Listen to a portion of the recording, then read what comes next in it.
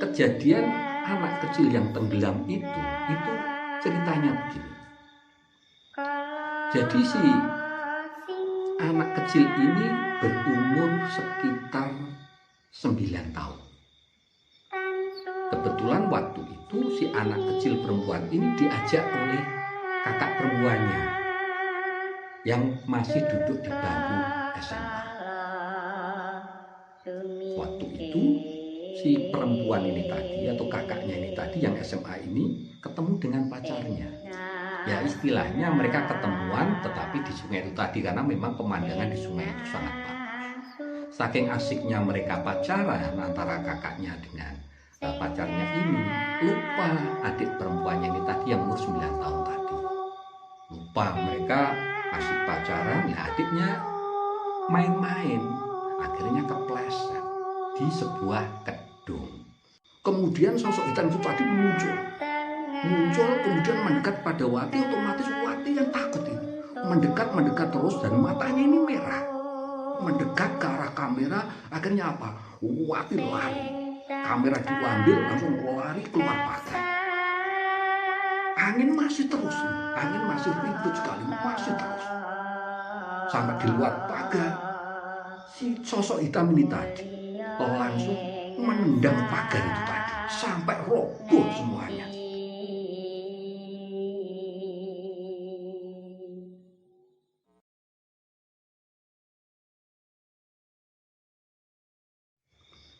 Assalamualaikum warahmatullahi wabarakatuh. Pada kesempatan kali ini, sedulur-sedulur semuanya, saya akan membagikan kisah horor. Nah, kisah ini dikirim oleh sedulur TV horor yang bernama Soleh. Soleh ini berasal dari sebuah desa di Kabupaten Pati, Jawa Tengah. Pengalaman horor yang dialami oleh Soleh ini terjadi pada tahun 2023 kemarin. Jadi termasuk ini masih cerita baru, cek kinyis-kinyis lah. Nah, Soleh ini kerjaannya petani biasa. Uripe nang desa, dan desanya Soleh ini memang kalau dari kota jauh. Untuk mencapai desanya Soleh saja itu harus melewati hutan jati, kemudian naik turun gunung, baru disitulah desanya Soleh. Nah, pengalaman yang dialami Soleh ini bermula ketika Soleh malam-malam, pas waktu itu malam Jumat Kliwon.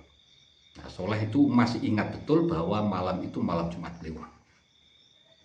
Ditelepon oleh saudaranya perempuan. Nah, saudara ini saudara sepupu daripada Soleh. Tinggalnya saudara sepupunya ini, atau bisa dikatakan adik perempuannya Soleh yang bernama Wati, ini desanya berada di sebelah desanya Soleh. Wati ini seorang mahasiswi, tetapi kebetulan waktu itu baru pulang ke kampung. Nah, langsung malahnya telepon ke Soleh. Yang intinya dalam percakapan telepon itu tadi, si Soleh ini disuruh datang ke rumahnya. Katanya mau diajak untuk live streaming, penelusuran di tempat-tempat yang angker. Nah, si Wati ini kan belum tahu tempat-tempat yang angker di sekitar wilayah itu.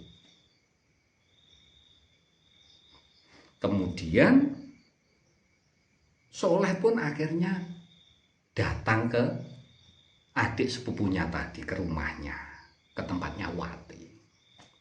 Kemudian si Wati tanya, "Mas, sini tempat yang angker di mana ya?" Waduh, kalau tempat yang angker ya banyak. Nah, si Soleh ngomong begitu. Kemudian akhirnya Soleh ini tadi memberikan nama-nama tempat. Ada beberapa pilihan.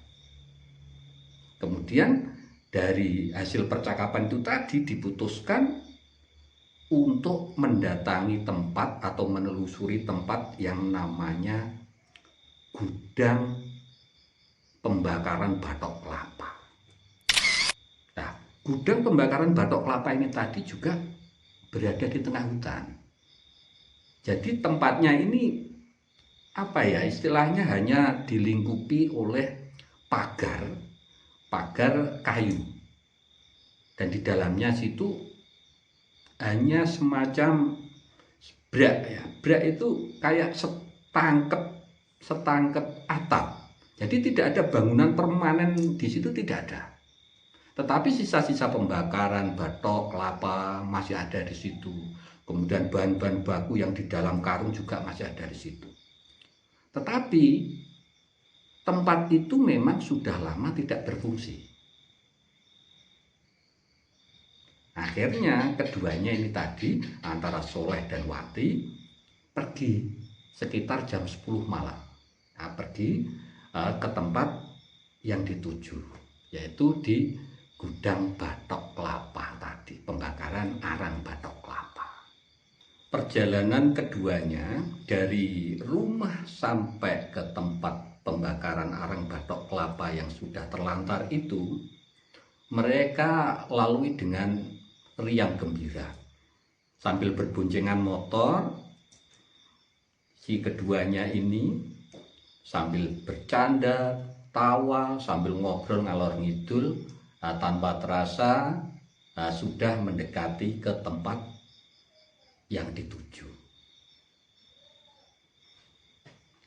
Tempat yang dituju ini memang terkenal sangat angker, karena memang sudah lama tidak difungsikan. Di samping itu juga sudah kosong istilahnya, dan tempatnya ini betul-betul berada di tengah hutan jati. Dan di sebelah daripada gudang arang batok kelapa itu tadi, itu ada sebuah sungai. Nah, di sungai inilah sebenarnya sebelum hal itu terjadi, ini ada seorang anak kecil itu yang tenggelam jadi korban di situ. Jadi ini sangat dekat sekali antara tempat kejadian anak kecil yang tenggelam di sungai dengan gudang batok kelapa. Kejadian anak kecil yang tenggelam itu ceritanya begini. Jadi si anak kecil ini berumur sekitar 9 tahun. Kebetulan waktu itu si anak kecil perempuan ini diajak oleh kakak perempuannya yang masih duduk di bangku SMA. Waktu itu si perempuan ini tadi atau kakaknya ini tadi yang SMA ini ketemu dengan pacarnya. Ya istilahnya mereka ketemuan tetapi di sungai itu tadi, karena memang pemandangan di sungai itu sangat bagus. Saking asiknya mereka pacaran antara kakaknya dengan pacarnya ini, lupa adik perempuannya ini tadi yang umur 9 tahun tadi. Lupa mereka asik pacaran, lah adiknya main-main, akhirnya kepleset di sebuah kedung di sungai itu tadi. Tetapi si kakaknya ini tidak ngeh. Setelah mereka mau pulang, tuh baru ingat bahwa tadi adiknya itu main-main di situ. Nah ternyata adiknya tidak ada. Otomatis keduanya kan panik mencari adiknya yang hilang itu tadi. Mereka berdua panik sekali. Setelah kurang lebih 1 jam dicari tidak ketemu, akhirnya mereka pulang ke rumah, ngomong kepada kedua orang tuanya bahwa adiknya hilang di sungai. Kemudian dicari, ya, orang-orang desa sama orang tuanya ini membawa orang-orang desa situ mencari adiknya di sungai. Akhirnya setelah 1 jam pencarian, adiknya ketemu. Ternyata adiknya itu berada di dalam sebuah kedung. Jadi kedung itu semacam ada terowongan. Adiknya nyangkut di situ, tenggelam.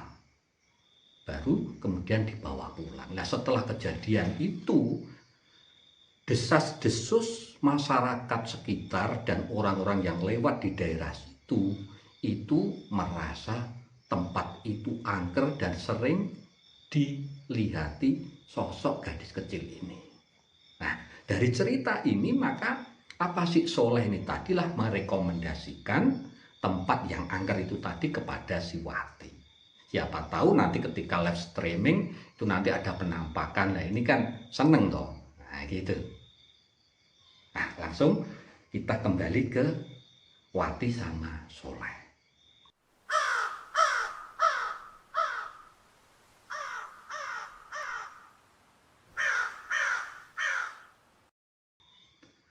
Waktu live streaming itu tadi akan dimulai, ini mereka berdua berdoa terlebih dahulu.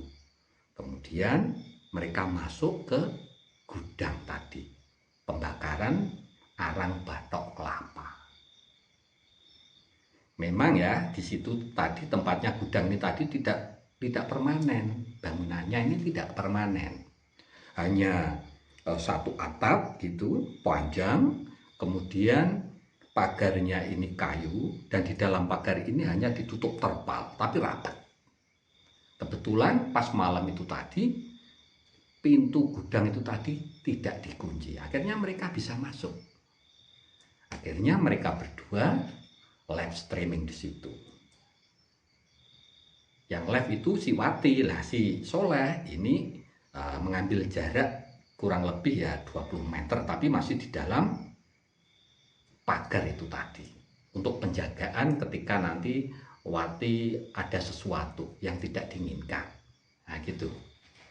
Setelah live streaming ya seperti biasanya itu biasa-biasa saja.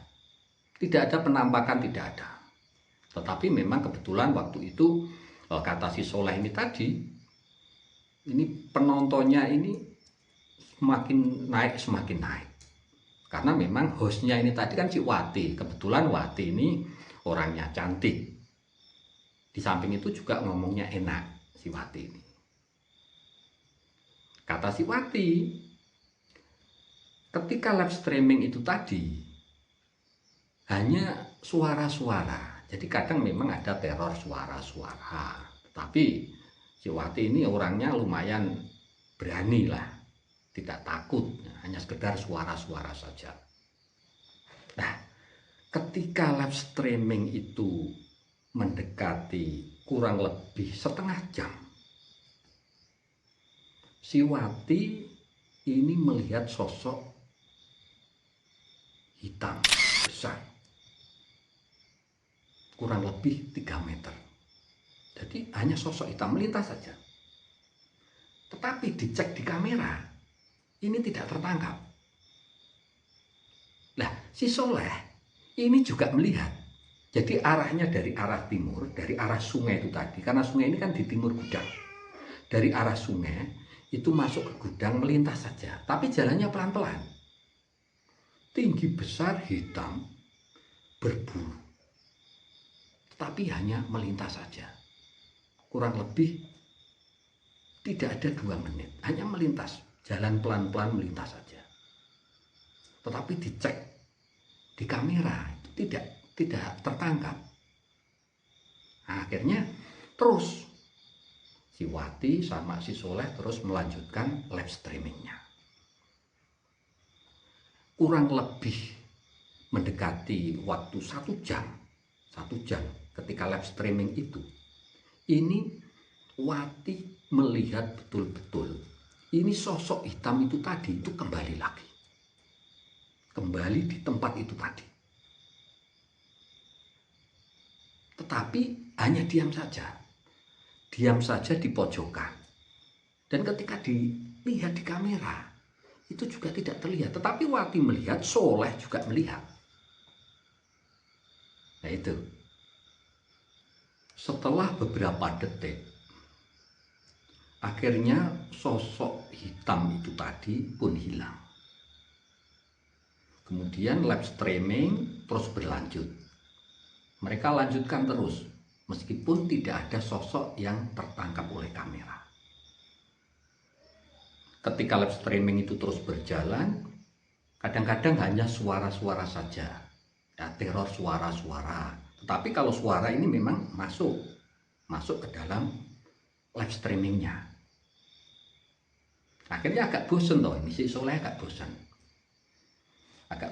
Akhirnya Soleh ini tadi keluar dari gudang itu tadi, keluar pagar.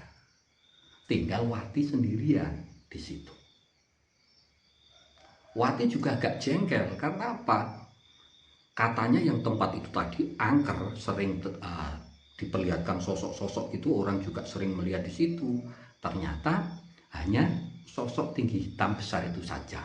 Dan itu saja tidak tertangkap kamera. Ya agak kecewa lah istilahnya si Wati ini tadi, agak kecewa.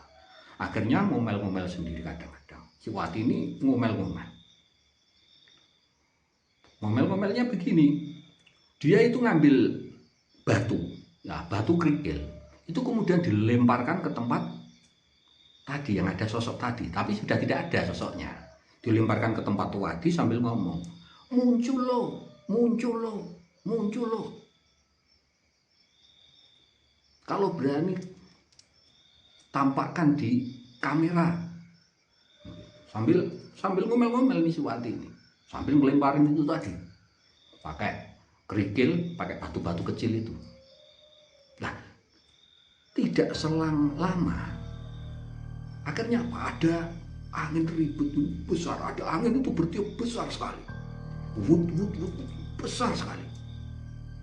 Kemudian sosok hitam itu tadi muncul, kemudian mendekat pada Wati. Otomatis Wati yang takut ini, mendekat terus, dan matanya ini merah, mendekat ke arah kamera. Akhirnya apa? Wati lari, kamera diambil, langsung lari keluar pagar.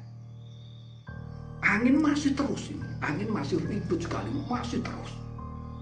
Sampai di luar pagar, si sosok hitam ini tadi langsung menendang pagar itu tadi, sampai roboh semuanya. Jadi pagar ini roboh, yang saking kuatnya tenaga sosok hitam tinggi besar itu tadi. Kemudian Wati menjerit-menjerit, ayo mas cepat pulang mas, ayo mas cepat pulang. Kemudian si Soleh, ada apa toh, ada apa? Ayo pokoknya pulang. Kemudian motor di starter, motornya mati. Motor starter tidak hidup, mesinnya mati. Udah tenang, nggak usah khawatir. Nah, si Soleh ngomong begitu kepada Wati untuk menenangkan si Wati. Kemudian Soleh ngambil rokokan sebentar. Tetapi setelah roboh itu tadi, pintu pagar roboh dan angin besar itu tadi masih terus menerpa. Itu akhirnya apa? Soleh tetap tenang. Soleh ini orangnya tenang. Sambil rokokan, oke, kita pulang nanti cerita di rumah. Apa yang kamu lihat nanti cerita di rumah. Kemudian baca bismillah, kemudian motor dihidupkan, hidup. Akhirnya si Wati bonceng, pulang, diantar sampai ke rumahnya si Wati. Si Wati masih ketakutan, sampai di rumah pun masih kelihatan sekali kalau si Wati ini ketakutan. Sampai di rumah Wati kurang lebih waktu itu sekitar jam 1 malam. Akhirnya si Soleh ini tadi pamitan pulang ke rumah. Sementara Wati dipesan sama si Soleh supaya apa, istirahat, tidur, ya, sebelum tidur disuruh berdoa dulu, kemudian baru tidur. Nah, di rumah si Soleh ini tidak ada gangguan apa-apa malam itu, tidur nyenyak saja di rumah.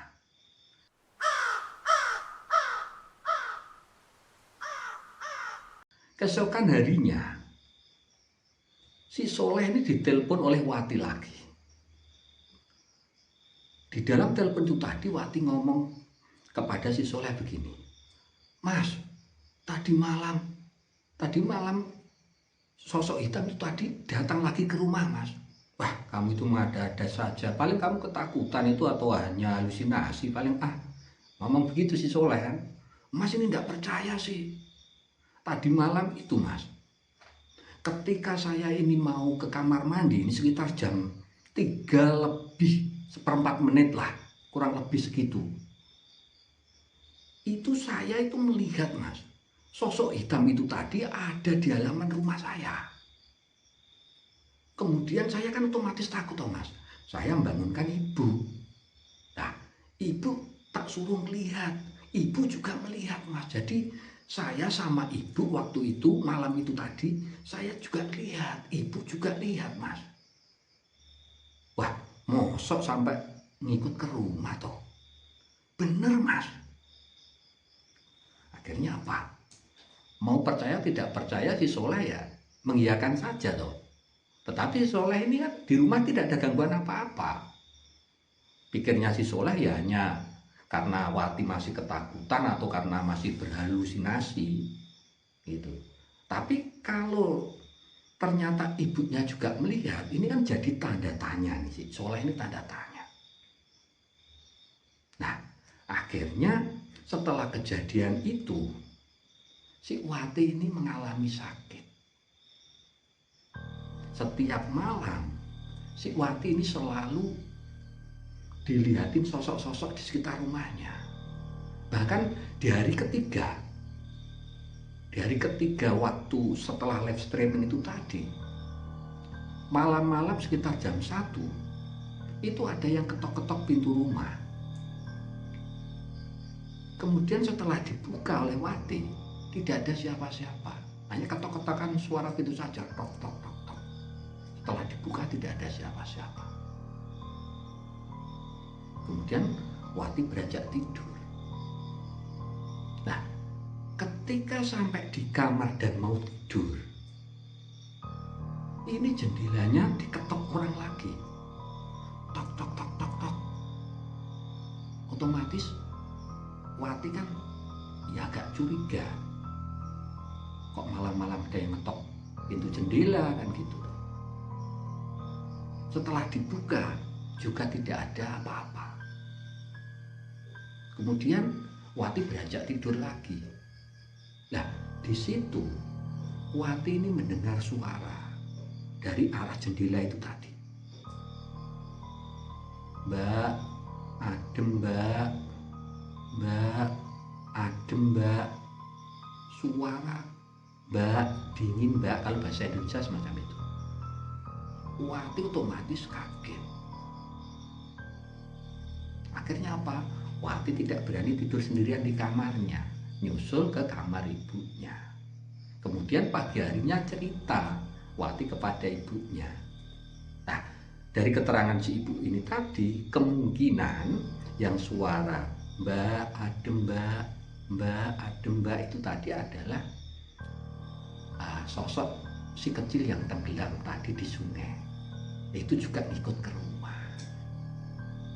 Nah, supaya ini Wati ini tidak terlalu ketakutan dan juga sakitnya ini karena sering demam, ya dalam waktu seminggu itu sering demam Wati ini. Panas dingin sering demam. Akhirnya apa? Si ibunya Wati ini tadi ngundang kiai. Kemudian dibaca-bacakan atau istilahnya di ruqyah atau diruat macam itu, dibaca-bacakan ayat-ayat suci. Kemudian Wati dimandikan ya, dengan air yang sudah dibacakan ayat-ayat suci itu tadi. Dan akhirnya apa? Akhirnya si Wati dalam waktu seminggu itu tadi akhirnya tidak ditemui lagi oleh sosok-sosok itu tadi. Dan sampai saat ini Wati soleh pun sehat walafiat dan melakukan kegiatan seperti biasanya. Oke, demikian cerita yang dibagikan oleh sedulur TV horor yang bernama Soleh. Mudah-mudahan Soleh, Wati dan sekeluarganya diberikan kesehatan oleh Allah Subhanahu wa taala. Dan terima kasih buat sedulur-sedulur TV horor semuanya yang sudah klik video ini, dan terima kasih atas komentar-komentar panjenengan di kolom komentar. Matur nuwun sangat. Sampai bertemu kembali di episode yang selanjutnya dalam video-video horor selanjutnya. Matur sembah nuwun. Wassalamualaikum warahmatullahi wabarakatuh.